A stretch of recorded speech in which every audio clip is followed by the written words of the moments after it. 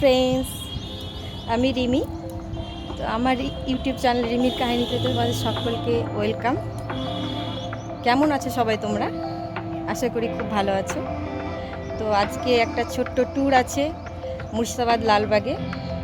আমি যে অফিসে জব করি সেখান থেকে একটা ট্যুরের ব্যবস্থা করা হয়েছে।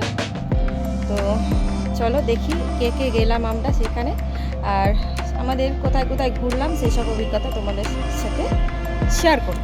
তো ফ্রেন্ডস, আজকের প্ল্যানটা একটু বুঝিয়ে দিই। ফার্স্টে আমরা শুরু করব কাটরা মসজিদ দিয়ে, যেখানে নবাব মুর্শিদ কুলি খানের কবর আছে। তারপর আমরা সোজা চলে যাব কাঠগোলা বাগানের দিকে। এইখানে দেখার মতো অনেক কিছুই আছে, যেটা ব্লগে পরে বলবো। তারপর জগৎ শেঠের বাড়ি আর নসিপুর রাজবাড়ি হয়ে চলে যাব আজিমুন্নেসা বেগমের কবর, আর তারপর মুর্শিদাবাদের বিখ্যাত হাজারদুয়ারি আর তার সামনেই ইমামবাড়া, এবং সবশেষে মতিঝিল পার্ক। গোধূলি বেলা মতিঝিল ঘোরার পক্ষে সবচেয়ে বেশি সুন্দর। ফার্স্টে যাব আমরা কাটরা মসজিদে। যাওয়ার পথে অর্ক ঘুমিয়ে গেছিল ওই যে দাদুর কোলে। কাটরা মসজিদে ঢুকেই প্রথমে আমরা দেখতে পাই একটা বিশাল বড় কোর্টইয়ার্ড, যেখানে আগে নমাজ পড়া হতো, এবং মসজিদের চারিপাশে সুন্দর লন বানানো আছে। এবার দেখব মুর্শিদ কুলি খানের কবর। মুর্শিদাবাদের নামটা এনার নামই পড়েছে, তার আগে মুর্শিদাবাদের নাম ছিল মাকসুদাবাদ। মসজিদ থেকে বেরিয়েই ব্রেকফাস্ট সেরে নিলাম। এই যে এইগুলো আমাদের ব্যাংকের সহযোগীরা। এইটা আমার মা অর্ককে খাইয়ে দিচ্ছে। অর্কর কথা শুনো, সে নাকি নিজেরাই শুনে নাও।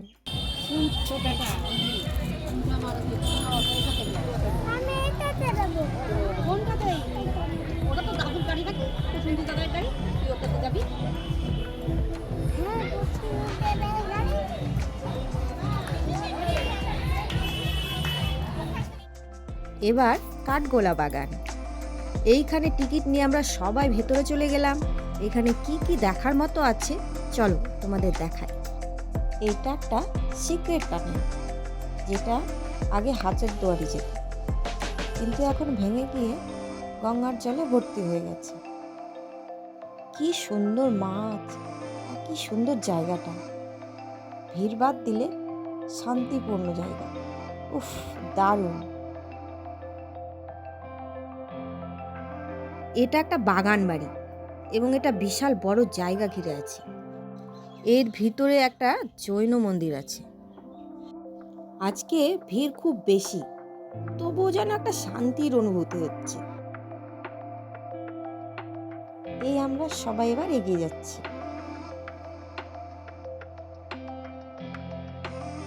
এটা সেই মন্দির যেটা বলেছিলাম। চলো সবাই মিলে দর্শন করে আসি। এই যে অর্কবাবু চলে এসেছে। ভিতরে রেকর্ডিংয়ের অ্যালাউ ছিল না, মন্দিরের বাইরেই বোটিং। খুব ইচ্ছা ছিল, কিন্তু কি আর করা যাবে, হাতে সময় খুব কম। দেখার মতো অনেক কিছুই আছে এখানে। পুরোটা ভালো করে দেখতে গেলে গোটা একটা দিন হাতে করে নিয়ে আসতে হবে। আজকে আর সেটা হচ্ছে না, দেখা যাক। শুধু কাঠগোলা বাগান নিয়ে কোনো একদিন সেপারেট ব্লগ বানাবো। তোমরা যদি দেখতে ইচ্ছুক হও তো তোমরা কমেন্ট করে জানিয়ে দিও। পাখিগুলোকে দেখে অর্ক বিশাল খুশি হয়েছিল। এবার এখান থেকে বিদায় নিই। দাদাই আর দিদুনকে পেয়ে অর্ক তো আমাকে ভুলেই গেছে। তো ফ্রেন্ডস, প্ল্যানে একটু চেঞ্জ এসেছে। যেটা আগে প্ল্যান ছিল জগৎ শেঠের বাড়ি, নসিপুর রাজবাড়ি, ওই প্ল্যানটা চেঞ্জ করতে হচ্ছে, কারণ আমাদের কাঠগোলা বাগান ঘুরতেই অনেক বেশি সময় লেগে গেছে। তাই এবার আমরা এইগুলো স্কিপ করে ডাইরেক্টলি হাজারদুয়ারি চলে যাচ্ছি। এখানে যেতেও টিকিট লাগে। হাজারদুয়ারির নাম এটার, 1000টা দরজার জন্য এটা হাজারদুয়ারি নাম দেওয়া হয়েছে। এই শটটা গত বছর আমার হাব্বি নিয়েছে। আমি এইরকম প্যানোরামিক শট নিতে ভুলে গেছিলাম। হাজারদুয়ারি জায়গাটাও বিশাল বড়। এবার ভিতরে যাই। ফ্রেন্ডস দেখো আমাদেরকে ঢুকতে দিল না উপর দিয়ে, তো আবার নিচেই যাচ্ছি আমরা। তো চলো যাই, তারপরে আবার দেখাচ্ছি তোমাদেরকে। দেখা যাক ছবি তুলতে দেয় কিনা, ভিডিও করতে দেয় কিনা, তারপরে আবার দেখা হচ্ছে। এখানেও রেকর্ডিংয়ের অ্যালাউ নেই। তো অর্ক দাদাইয়ের সাথে যাচ্ছে, দাদাই আর দিদুনের সাথেই সারাক্ষণ থাকছে। মজা করা ভালো হবে, আমি বারণ করব তাই। আমি একটা রিল শ্যুট করছিলাম, তখন জানতে পেলাম দুটো স্বজনই হারিয়ে গেছে। আমরা তো সবাই বিশাল টেনশনই পড়ে গেছিলাম। ফ্রেন্ডস তোমরা দেখতেই পাচ্ছ সবিতা বৌদি আর নার্গিসা বৌদি হারিয়ে গেছিল। আমরা খুঁজে খুঁজে নিয়ে আসলাম, দাঁড়িয়েছিলাম, দেখলাম, হাত দিয়ে দেখালাম, তারপরে একসাথে হয়ে গেছি। তো এখন লাঞ্চ করবো। এই যে সবিতা বৌদি বলছে হারাইনি, উপরেই ছিলাম। তো চলো সবাই মিলে একসাথে লাঞ্চ করে নিই। খাবারে খাঁটি বাঙালিয়ানা ওই ছাকা তেলে আলু ভাজা, মাংস আর ভাত জমিয়ে খেলাম। আর অর্কবাবুও খেতে আজ একটুও জ্বালায়নি। এবার যাই মতিঝিল পার্কে।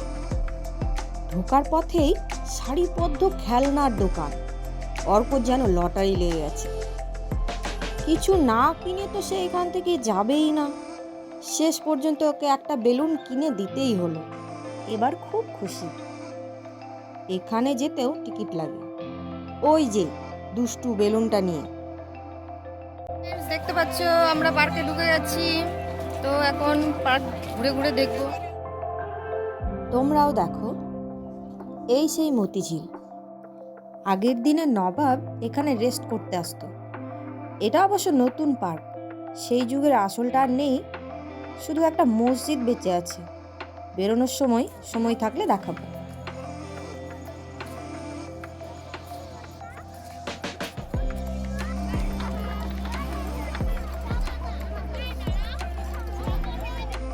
এইখানে অর্ক সবচেয়ে বেশি মজা করেছে। যেমন যেমন সূর্য ডুবলো, লোকজনেরও ভিড় আস্তে আস্তে কমতে লাগলো। আর মতিঝিলের সন্ধ্যা মানে কালচারাল প্রোগ্রাম আর ফাউন্টেন শো। চলো দেখি।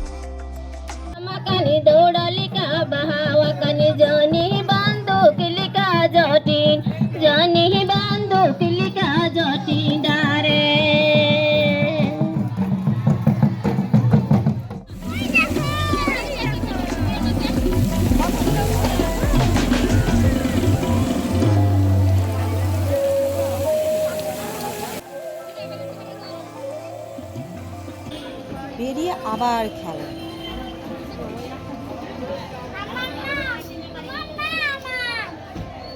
দেখো কি করছে। তো এটা ছিল আমাদের লালবাগ ট্যুর। কেমন লাগলো তোমাদের সবার? অবশ্যই কমেন্ট করে জানাবে, আর ভালো লাগলে লাইক করে দেবে, আর আমার চ্যানেলটি অবশ্যই সাবস্ক্রাইব করে দেবে।